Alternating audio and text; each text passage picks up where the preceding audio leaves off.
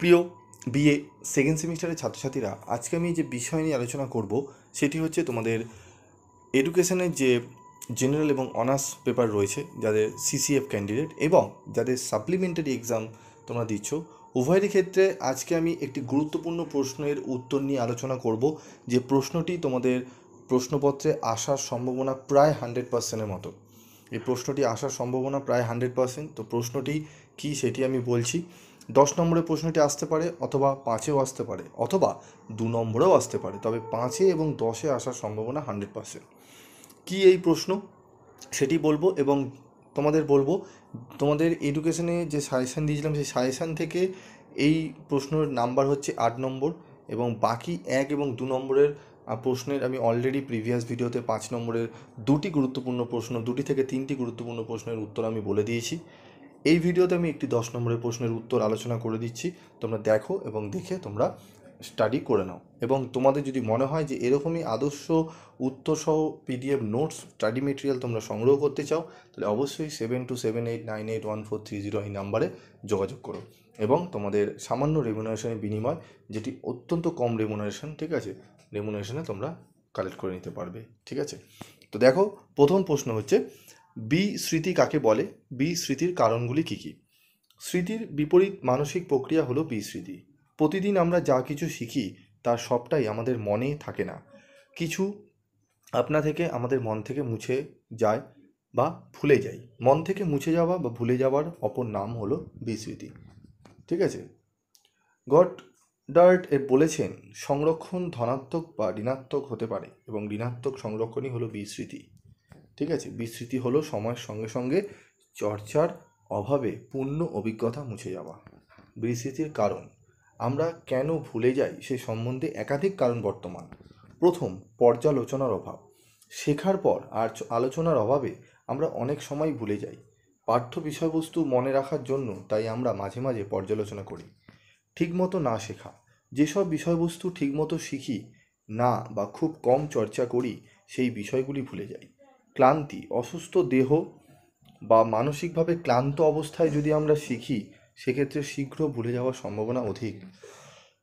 আবেগজনিত, রাগ, ভয়, ঘৃণা, দুশ্চিন্তা প্রভৃতি আবেগ তীব্রভাবে দেখা দিলে বিস্মরণ ঘটে।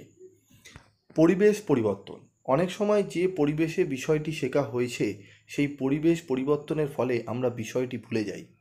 নেশাকর বস্তু সেবন, মদ, গাঁজা, আফিন, কোকেন প্রভৃতি নেশাকর বস্তু অতিরিক্ত সেবন করলে বিস্মরণ ঘটে।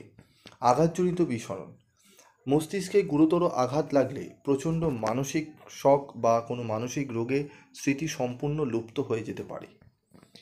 আবেগীয় বাধা, আবেগ যেমন ভয়, রাগ, ঘৃণা প্রভৃতি দ্বারা স্মৃতি প্রক্রিয়া বাধাপ্রাপ্ত হয়, তাই কোনো কারণে প্রক্ষোভ সক্রিয় হয়ে উঠলে অধিক অভিজ্ঞতার সাময়িক বিস্মরণ ঘটে।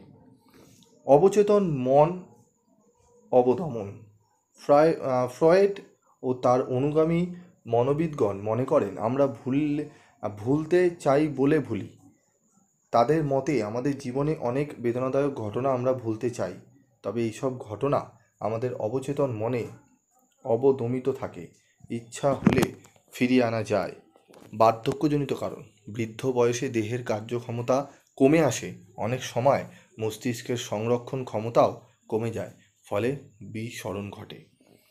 মূল্যায়ন, উপরিউক্ত কারণগুলি শুধু ভুলে যাওয়ার জন্য দায়ী নয়, এছাড়া অনেক কারণ আছে, যেমন অন্যমনস্কতা, মানসিক অবসন্নতা, অত্যাধিক আত্মবিশ্বাস, মানসিক রোগ, বিষক্রিয়া ইত্যাদি।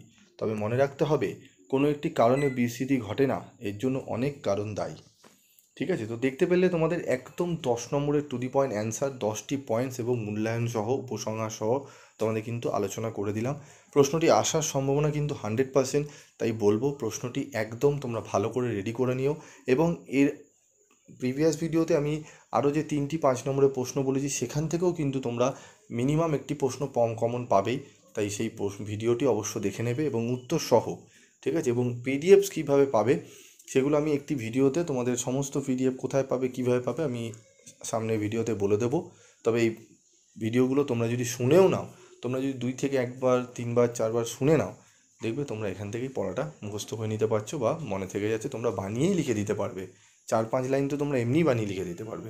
যারা একান্তই ঠিকমতো স্টাডি করতে পারোনি, প্রিপারেশন নাওনি, তাদের জন্য বলছি। আর যারা পড়েছো, যারা আমার কাছে ক্লাস করেছো, পিভি স্টাডি ক্লাসের কাছে যারা ক্লাস করে, তাদের তো অসুবিধার কোনো কারণ নেই, তাদের প্রত্যেকটা পুরো 100% কমপ্লিট। তারা গ্যারেন্টি তারা 80% উপরে পাবেই পাবে। আজকের মতো এটুকুই, দেখা হচ্ছে পরবর্তী ভিডিওতে। সকলে ভালো থেকো, সুস্থ থেকো।